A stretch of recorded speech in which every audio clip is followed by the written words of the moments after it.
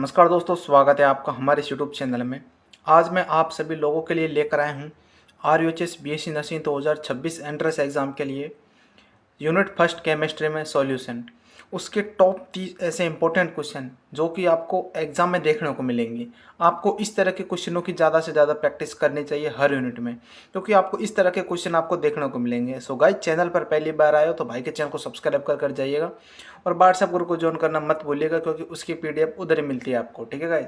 So guys, चलिए हम इसको पढ़ लेते हैं। हमारा फर्स्ट क्वेश्चन, इसमें मैंने आपको दोनों मीडियम में क्वेश्चन डाल दिए हैं कि निम्नलिखित में से कौन सा सांद्रता पद ताप पर निर्भर नहीं करता है। कि which of the following concentration term is independently of temperature. ठीक है गाइज। अब इसका जो हमारा राइट आंसर होने वाला है वो होने वाला है यहाँ पर वी, मोललता, मोलिलिटी। कैसे, चलिए बताते हैं। क्योंकि जो अपनी मोलिलिटी होती है ना, वो होती है गाइज यहाँ पर मोल्स ऑफ सॉल्यूट अपॉन में kg ऑफ सॉल्वेंट। क्योंकि गाइज इसमें मास आ जाता है, मास यानी कि अपने यहाँ पर kg में आ जाता है। ठीक है। और मास तापमान से नहीं बदलता है। जो अपना मास होता है द्रव्यमान, वो तापमान से नहीं बदलता है। तो यही क्वेश्चन दिया गया है कि निम्नलिखित में से कौन सा सांद्र पद ताप पर निर्भर नहीं करता है। तो उसका राइट आंसर हो गया वो हमारा हो गया यहाँ पर बी। ठीक है गाइज, आपको इस तरह के क्वेश्चन की प्रैक्टिस करनी चाहिए। तो इसका राइट आंसर हो गया हमारा बी। अगले क्वेश्चन की तरफ बढ़ते हैं गाइज हम, कि हेनरी स्थिरांक KH का मान, the value of Henry concentration KH। ठीक है। कि जो हेनरी का लॉ होता है वो गैस की सोल्यूबिलिटी से जुड़ा होता है। गैस की जो सोल्यूबिलिटी से जुड़ा होता है। अगर हम टेम्परेचर को बढ़ा देते हैं गाइस, टेम्परेचर को बढ़ा देंगे तो इसकी सोल्यूबिलिटी है वो यहाँ पर डिक्रीज हो जाएगी। डिक्रीज हो जाएगी तो यहाँ पर KH का मान भी है वो भी यहाँ पर डिक्रीज हो जाएगा। तो इसका राइट आंसर होने वाला है वो होने वाला है यहाँ पर ताप बढ़ने से बढ़ता है KH का मान। ठीक है, ताप बढ़ने से बढ़ता है। ठीक है, ये हमारा इसका राइट आंसर हो गया। अगला यहाँ पर जो क्वेश्चन होने वाला है हमारा वो होने वाला है गाइज की जलीय प्रजातियाँ, जो हमारी जलीय प्रजातियाँ गर्म पानी की तुलना में ठंडे पानी में अधिक आरामदायक होती है। क्योंकि कि aquatic species are more comfortable is cold water rather than is warm water is because. क्योंकि ठंडे पानी में ऑक्सीजन की घुलनशीलता अधिक हो जाती है। अपने ठंडा पानी होता है उसमें ऑक्सीजन इजीली घुल जाता है। तो इसका राइट आंसर हो गया ए। अगले क्वेश्चन की तरफ बढ़ते हैं यहाँ पर हम। अगला क्वेश्चन दिया गया कि एक आदर्श बिलियन द्वारा कौन सी शर्त पूरी नहीं होती है। Which condition is not satisfies on ideal solution. कैसे, चलिए बताते हैं कि जो आइडियल सॉल्यूशन की कंडीशन क्या होती है। आइडियल कंडीशन होती है कि यहाँ पर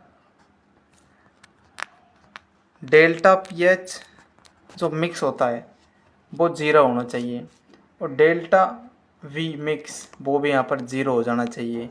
अब देख लीजिए आप इसमें कौन सी कंडीशन पूरी नहीं होती यहाँ पर शर्त की। ठीक है, एक मिनट रुकिए गाइस। इसका राइट आंसर होगा डी, क्योंकि डेल्टा H मिक्स 0 होता है, B मिक्स 0 होता है, राउंड के नियम का पालन करता है। लेकिन डेल्टा S ये इसका कोई लेना देना नहीं है दोस्तों यहाँ पर डेल्टा S का। तो इसका राइट आंसर हो गया। ठीक है गाइज। अगला यहाँ पर जो हमारा क्वेश्चन होने वाला है वो होने वाला है कि एथेनॉल और एसीटोन का मिश्रण दर्शाता है। तो एसीटोन और एथेनॉल यानी कि एथेनॉल और एसीटोन का मिश्रण क्या दर्शाता है यहाँ पर, वो दर्शाता है गाइज राउल्ट के नियम का धनात्मक विचलन। अब मैं दोस्तों आपको एक ट्रिक बताता हूँ इसकी।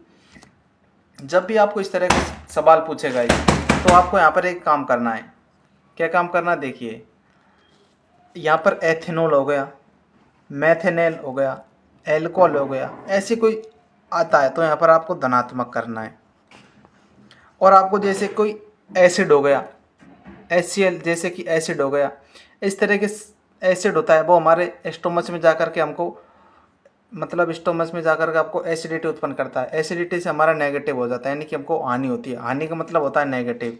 हानि का मतलब नेगेटिव। और जो एथेनॉल, मेथेनॉल, एसीटोन, ये इनको हम अगर हमको आदमी पी लेता है दारू वगैरह तो उनसे वो नाचने लगता है, यानी कि पॉजिटिव हो जाता है वो उसका मूड। तो पॉजिटिव से मतलब होता है कि यहाँ पर राउल्ट के नियम के धनात्मक विचलन। ठीक है, इस तरह की ट्रिक आपको याद रखनी है। अगला जो हमारे यहाँ पर क्वेश्चन होने वाला है वो होने वाला है कि एजिट्रोपिक स्थिर क्वाथी मिश्रण होते हैं। स्थिर क्वाथी मिश्रण क्या होते हैं कि स्थिर क्वथनांक वाले मिश्रण होते हैं, कंस्टेंट बॉइलिंग मिक्सचर होते हैं। अगला यहाँ पर क्वेश्चन है कि अणुसंख्यक गुणधर्म निर्भर किस पर करता है। जो कोगुलेटिव प्रॉपर्टीज डिपेंडेंट अपॉन, किस पर निर्भर करती है। क्या विलय के कणों की प्रकृति पर निर्भर करती है, ये नहीं करती। क्या विलय के भौतिक गुणों पर करती है, नहीं करती। क्या विलय की प्रकृति पर, नहीं, ये करती है दोस्तों यहाँ पर विलय के कणों की संख्या पर, the number of solute particle पर। ठीक है, अगला जो हमारे यहाँ पर क्वेश्चन होने वाला वो होने वाला है कि वाष्प दाब का आपेक्षिक अवनमन किसके बराबर होता है। वाष्प दाब का आपेक्षिक अवनमन किसके बराबर होता है, किसके बराबर होता है। देखिएगा अब इसका फॉर्मूला होता है कि P note minus P upon में पी नोट बराबर एक सॉल्यूट के, ये इसका फॉर्मूला हो जाता है। ठीक है, अब तो इसका राइट आंसर हो गया मोल के अंश के, मोल के अंश के। ठीक है, ये इसका राइट आंसर हो गया मोल के अंश के। ठीक है, अगले क्वेश्चन की तरफ बढ़ने वाले हैं कि इव्यूलोस्कोपिक स्थिरांक के भी किस पर निर्भर करता है, किस पर निर्भर करता है गाइस। ये जो हमारा के वी होता है ना, के वी सिर्फ सॉल्वेंट की प्रॉपर्टी है, सॉल्वेंट का प्रॉपर्टी है, और सॉल्यूट या कंसंट्रेशन से कोई फर्क नहीं पड़ता गाइस, कोई यहाँ पर फर्क नहीं पड़ता है। इसका राइट आंसर हो गया विलय की प्रकृति पर। ठीक है, अगला जो हमारा यहाँ पर क्वेश्चन होने वाला है कि क्रायोस्कोपिक स्थिरांक के एफ की इकाई है। तो देखिए यहाँ पर होता है अपना delta, delta T F, delta T F बराबर के एफ इंटू होता है यहाँ पर एम। अब जो एम है, एम तो होगा मोलिटी, मोल पर केजी, और जो के एफ के एफ ये अपना के एफ दे रखा है, तो के एफ की यूनिट होती है के जी पर मोल। ठीक है, के जी पर मोल। ठीक है, आपको यहाँ पर सही नहीं दिख रहा होगा, एक मिनट रुकिए गाइस, देखिए देखो अपना यहाँ पर वो फॉर्मूला होता है गाइस डेल्टा टी एफ बराबर के एफ इंटू एम होता है। ठीक है, एम होता है, जो एम होता है वो होता है यहाँ पर मोलिटी एम, तो मोल पर ही इसका एम का मतलब तो हो जाएगा मोल पर केजी, मोल पर केजी। और जो केफ होता है, केफ, केफ की जो यूनिट होती है वो होती है दोस्तों यहाँ पर बी, के मोल केजी इनवर्स। ठीक है, तो इसका राइट आंसर हो गया गाइस। स्क्रीन में थोड़ी प्रॉब्लम आ रही है यहाँ पर पेन चलाने में, तो आप इसको देख लेना, थोड़ी मेंटेन कर लेना। ठीक है, तो जो हमारा इसका राइट आंसर हो जाएगा के जी मोल इनवर्स। ठीक है, ये इसका राइट आंसर हो गया।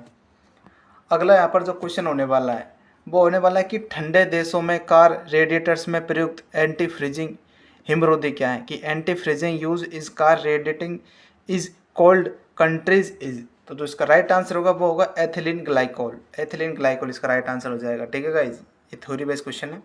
अगला यहाँ पर क्वेश्चन है कि रक्त कोशिकाएं, रक्त कोशिकाएं किसमें रखने पर न तो सिकुड़ती है और न ही फूलती है, तो इसका राइट आंसर होगा वो होगा समपराशर विलयन में। ठीक है, अगला यहाँ पर क्वेश्चन होने वाला है कि व्युत्क्रम परासरण होता है अपना आर ओ में विलयन की ओर लगाया गया दाब होता है कि in reverse osmosis the pressure apply on the solution side is, तो इसका राइट आंसर होने वाला वो होने वाला है परासरण दाब से अधिक दाब इसको लगा देंगे तो इसको रिवर्स ऑस्मोटिक दाब कहेंगे। ठीक है, अगला यहाँ पर क्वेश्चन होने वाला है गाइस यहाँ पर कि BaCl2 के पूर्ण वियोजन के लिए बॉन्ड टॉप गुणांक आई है, the bond of factor I for complete dissociation of BaCl2 is 2। ठीक है, अब देखिए अब ये होगा दोस्तों फॉर्मूला से सॉल्व। अब जिसको फॉर्मूला आता है वो इजीली सॉल्व कर देगा, कैसे मैं बताता हूँ। देखिए जो यहाँ पर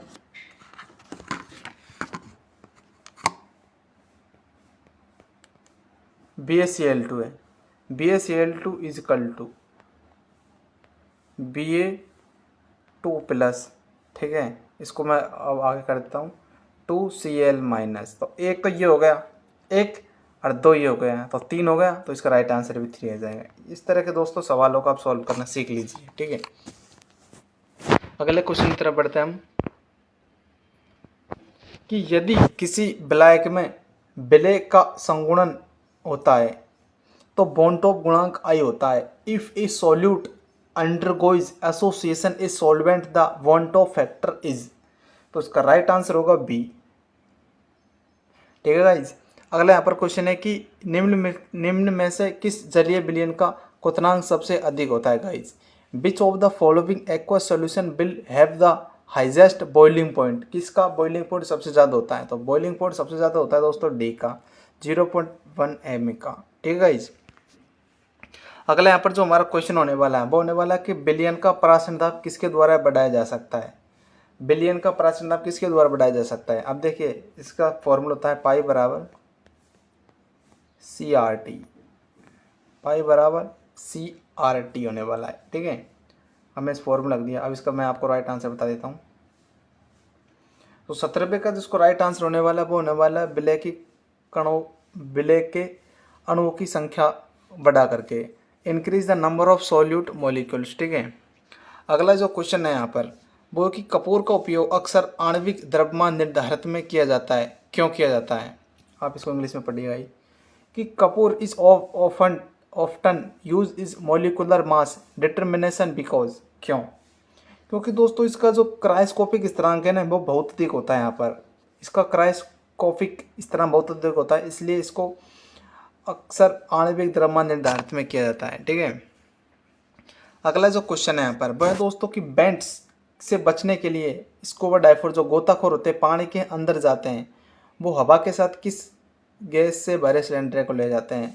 जो गोताखोर जाते हैं पानियों में वो एक सिलेंडर लेके जाते हैं, और वो सिलेंडर में कौन सी गैस साथ लेके जाते हैं। इसका राइट आंसर है हीलियम। क्यों लेके जाते हैं, क्योंकि जो नाइट्रोजन होता है, नाइट्रोजन वो बॉडी में बबल्स बना देता है गाइस, और ये बहुत भयंकर स्थिति होती है। जो जब गोताखोर पानी के ओशियन से समुद्र की गहराई से ऊपर आते हैं तो वो नाइट्रोजन गैस के बुलबुले बाहर निकलने की कोशिश करते हैं, निकलेंगे तो शरीर पर छोटे छोटे बबल्स की तरह बाहर निकलने की कोशिश करेंगे तो बहुत पेनफुल होता है वो, ठीक है।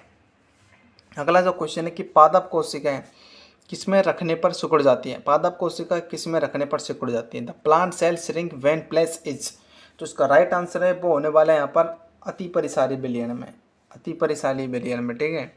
अगला जो यहाँ पर क्वेश्चन होने वाला है वो होने वाला है कि समपराशरी विलयनों में समान होता है, क्या समान होता है गाइज, वो होता है परासरण दाब, ठीक है। तो जो इसमें अगला क्वेश्चन होने वाला है वो होने वाला है गाइज कि निम्न में से कौन सा अणुसंख्यक गुणधर्म है, बताइए गाइज कौन सा अणुसंख्यक गुणधर्म होने वाला है 22 में परासरण दाब। इस तरह के क्वेश्चनों की दोस्तों प्रैक्टिस करें। अगला जो यहाँ पर क्वेश्चन होने वाला है वो होने वाला है कि किसी विलय के जलीय विलयन में विलय का मोल अंश 0.8 है, तो विलय के मोल अंश कितना होगा। अब देखिएगा ये होगा फॉर्मूला से, कैसे मैं आपको बता देखूँ। ये अपना होगा x solute plus x solvent बराबर 1 होता है, ठीक है। अब देखिए तो एक्स सॉल्यूट है, ये बन हो गया, इधर आ गया, माइनस इसमें दिया गया सॉल्वेंट 0.8 है, इसमें से इसको माइनस करेंगे तो 0.2 आ जाएगा, ठीक है। तो इसका 0.2 आंसर इसका राइट आंसर हो गया, ठीक है। इस तरह के आपको सवालों को सॉल्व कर लेना है, ठीक है। अब मैं आपको बताऊं अगला क्वेश्चन की क्लोरोफॉर्म और एसीटोन का मिश्रण दर्शाता है। ये दोस्तों इंपॉर्टेंट वाला क्वेश्चन आ गया। इसका राइट आंसर है दोस्तों वो होने वाला है यहाँ पर ऋणात्मक विचलन। क्लोरोफॉर्म ये दोस्तों नेगेटिव है, मतलब बेहोश का काम ले जाएंगे तो बॉडी पर नेगेटिव इफेक्ट पड़ेगा, तो ऋणात्मक विचलन। ऐसे ट्रिकोसिस को याद रख लीजिएगा, ठीक है।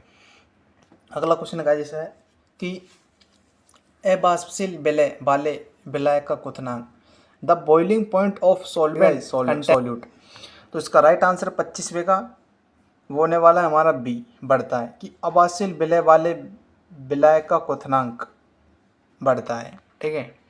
अगला क्वेश्चन है कि दिए गए तापमान पर पानी में किस गैस का हेनरी स्थिरांक KH सबसे अधिक होगा। सबसे अधिक किसका होगा गाइज बताइए आप। ये होगा सबसे कम घुलनशील गैस का होगा, ठीक है। अगले क्वेश्चन तरफ बढ़ते हैं कि एक तनु विलयन के लिए राउल्ट का नियम बताता है। बताता है कि एक तनु विलयन के लिए राउल्ट का नियम बताता है कि for a dilute solution Raoult law state that, उसका राइट आंसर होने वाला है, वो होने वाला है यहाँ पर कि वाष्प दाब का अपेक्षित अवनमन मोल के अंश के बराबर होता है। सीधी इसमें डेफिनेशन पूछ ली जाती है, ठीक है। इसलिए कहता हूँ formula plus definition plus theory complete आपकी सारे सब कुछ जो नहीं है, क्योंकि डायरेक्ट आपको सवाल पूछ लिए जाते हैं, फॉर्मूले हो गए, डेफिनेशन पूछ ली जाती है। थ्योरी कंप्लीट करिए दोस्तों केमिस्ट्री में आप सबसे पहले तो, ठीक है, क्योंकि एग्जाम बहुत पास आ चुकी है आपकी। अब परासरण विलायक अणुओं का प्रवाह है। The osmosis is a flow of solvent molecules from, जिसका राइट आंसर होगा वो होगा निम्न सांद्रता से उच्च सांद्रता की ओर। परासरण विलायक अणु का प्रभाव कम सांद्रता से अधिक सांद्रता की तरफ। अगला क्वेश्चन है कि न्यूनतम क्वथनांक एजेट्रोपिक उन विलयनों द्वारा बनता है जो क्या दर्शाते हैं, वो दर्शाते हैं गाइज बड़ा धनात्मक विचलन, लार्ज पॉजिटिव डेविएशन। अगला क्वेश्चन है कि पॉलीमर बहुलकों का स्टिक मोलर द्रव्यमान ज्ञात करने के लिए कौन सा अणुसंख्यक गुणधर्म सबसे अच्छा है। कि जो पॉलीमर होता है वो सटीक मोलर द्रव्यमान ज्ञात करने के लिए कौन सा सबसे अच्छा गुणधर्म है, अनुसंख्या गुणधर्म है। इसका राइट आंसर है परासरण दाब, ठीक है गाइज। ये करा दी मैंने यहाँ पर आपको केमिस्ट्री के 30 इंपॉर्टेंट क्वेश्चन, और न्यूमेरिकली मैंने आपको सोल्व करा दिए प्लस यहाँ पर, क्योंकि इस तरह के न्यूमेरिकल आपको पूछे जाते हैं। तो आप देख सकते हो आपको किस लेवल की तैयारी करनी चाहिए और आपका लेवल क्या पढ़ाई में।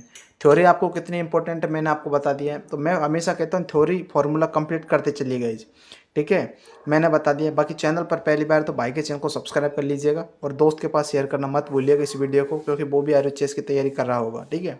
मैं मिलता हूँ कुछ अगले वीडियो में, जब तक के लिए धन्यवाद।